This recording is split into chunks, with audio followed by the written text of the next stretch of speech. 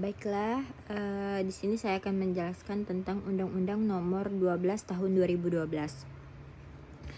Yang pertama yaitu Undang-Undang Nomor 12 Tahun 2012 merupakan salah satu undang-undang yang memiliki peran penting dalam regulasi dan pengaturan di Indonesia.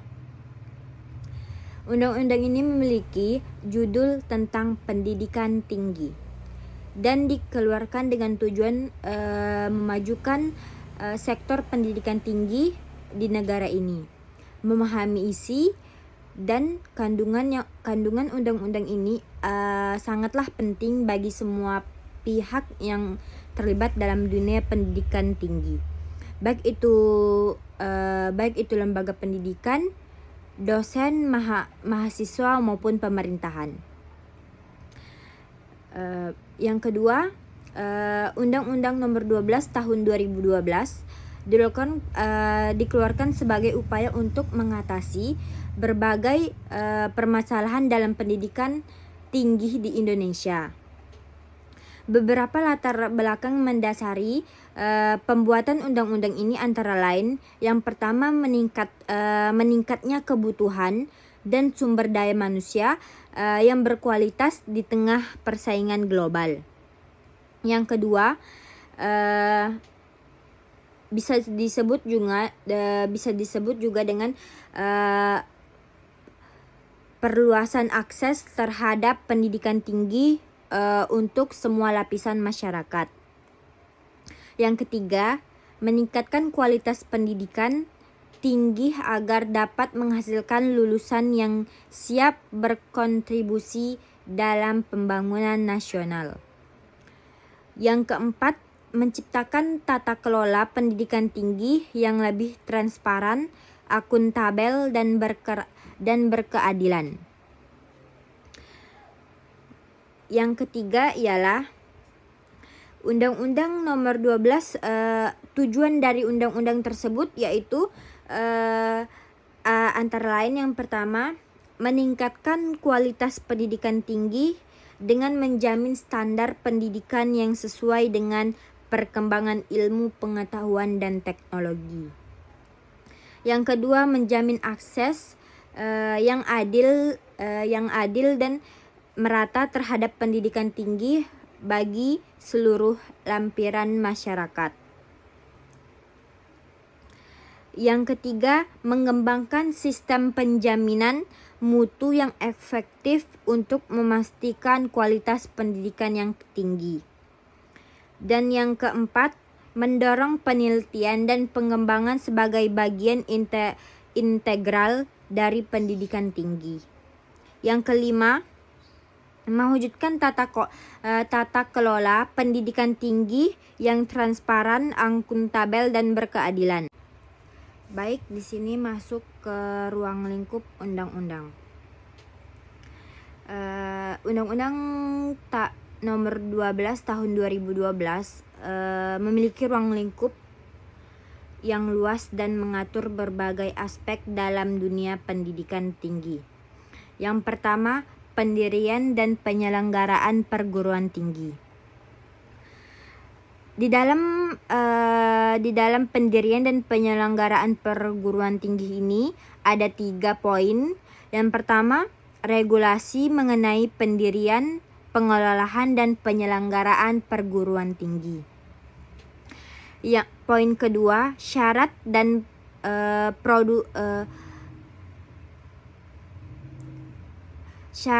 produser untuk mendapatkan izin operasional perguruan tinggi. Poin ketiga, penyelenggaraan pendidikan tinggi yang berkualitas dan berstandar nasional. Yang kedua, sistem pendidikan tinggi yang dimana di sini terdapat 3 poin. Yang pertama, pengembangan kurikulum pendidikan tinggi yang sesuai dengan kebutuhan dan perkembangan ilmu pengetahuan dan teknologi. Poin kedua, penjaminan mutu pendidikan tinggi melalui proses evaluasi dan akreditasi perguruan tinggi. Yang poin ketiga, pengaturan mengenai penelitian, pengabdian kepada masyarakat, dan pemanfaatan hasil-hasilnya. Yang ketiga, mahasiswa, yang dimana di sini terdapat tiga poin. Yang pertama, hak dan kewajiban mahasiswa dalam konteks pendidikan tinggi. Poin kedua, proses penerimaan mahasiswa baru dan mekanisme pendudukan dalam menyelesaikan studi. Poin ketiga,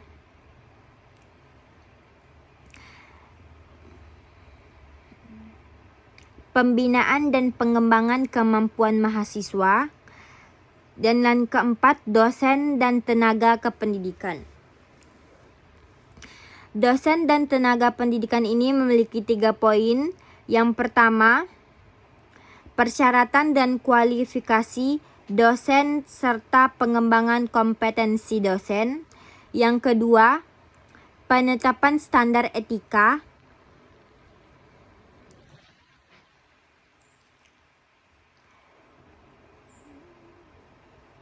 Dan tata tertib dosen. Poin ketiga, peran dan tugas tenaga kependidikan dalam pendidikan tinggi.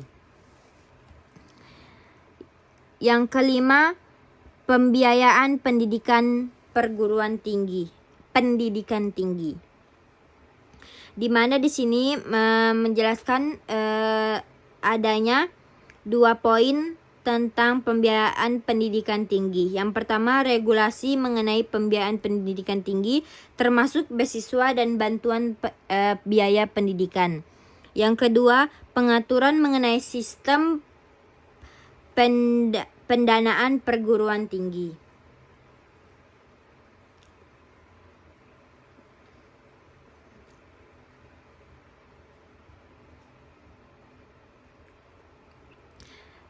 Masuk di sini dampak dan manfaat undang-undang.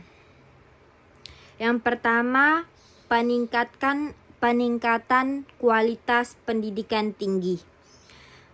Masyarakat mendapatkan akses terhadap pendidikan tinggi yang berkualitas dan lulusan yang siap bersaing di pasar kerja.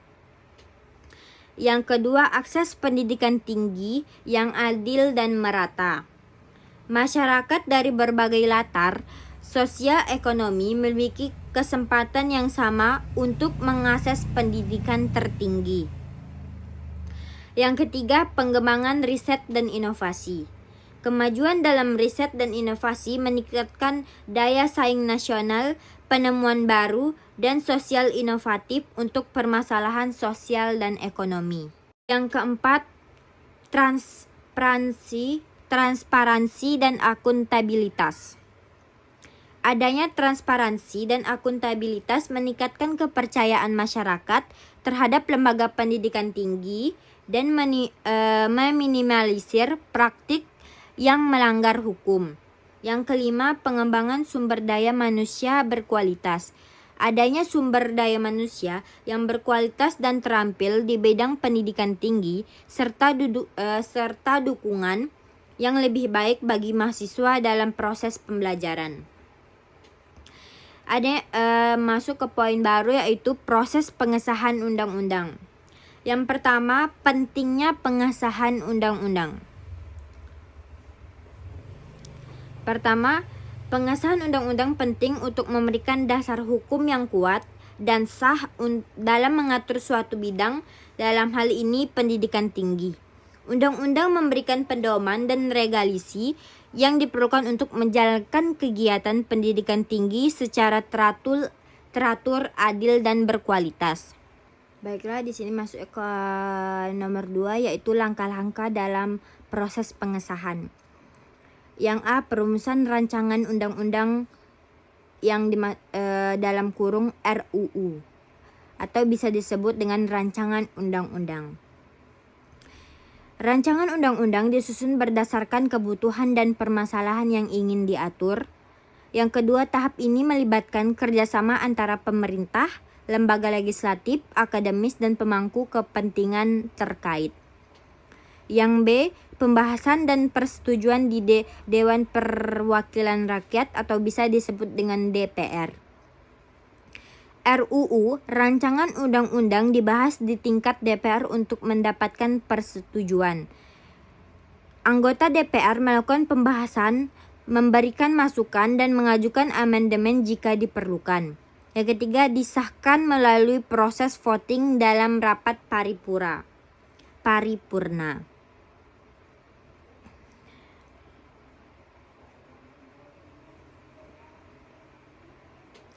Yang C, persetujuan di Dewan Perwakilan Daerah atau bisa disebut dengan DPD. Jika rancangan undang-undang tersebut terkait dengan kepentingan daerah, maka akan melibatkan DPD. Yang kedua, DPD memberikan pertimbangan dan persetujuan terhadap RUU tersebut. Yang D, penandatanganan oleh Presiden. Setelah RRU atau bisa disebut dengan rancangan undang-undang disetujui oleh DPR dan DPD, Dewan Perwakilan Rakyat, dan DPD Dewan Perwakilan Daerah, Presiden mendatangani rancangan undang-undang menjadi undang-undang. Yang kedua, penandatanganan ini menegaskan legalitas dan keberlakuan undang-undang. Yang ketiga, peran lembaga atau instansi terkait. Pemerintah membantu menyusun rancangan undang-undang, memberikan masukan, dan memastikan kesesuaian dengan kebijakan nasional. Yang kedua, Dewan Perwakilan Rakyat atau bisa disebut dengan DPR melakukan pembahasan, amandemen, dan persetujuan terhadap RUU atau bisa disebut rancangan undang-undang. Yang ketiga, Dewan Perwakilan Daerah (DPD) memberikan pertimbangan dan persetujuan jika RRU terkait dengan kepentingan daerah. Presiden mendatangani RRU menjadi undang-undang setelah disetujui oleh DPR dan DPD. Proses pengesahan undang-undang melibatkan kolaborasi dan koordinasi antara pemerintah dan lembaga legislatif, serta memperhatikan aspirasi dan kepentingan masyarakat. Hal ini penting untuk menciptakan kebijakan yang efektif dan responsif terhadap kebutuhan pendidikan tinggi di Indonesia. Jadi kesimpulannya di sini, mengeksplorasi isi dan kandungan Undang-Undang Nomor 12 Tahun 2012 tentang pendidikan tinggi sangatlah penting. Dalam materi ini, kita telah mempelajari beberapa poin penting seperti ruang lingkup, undang-undang, bidang atau sektor yang terpengaruh, pokok-pokok isi undang-undang, dampak dan manfaat, serta proses pengesahannya. Baiklah, sekian terima kasih dari penjelasan saya. Saya ucapkan terima kasih.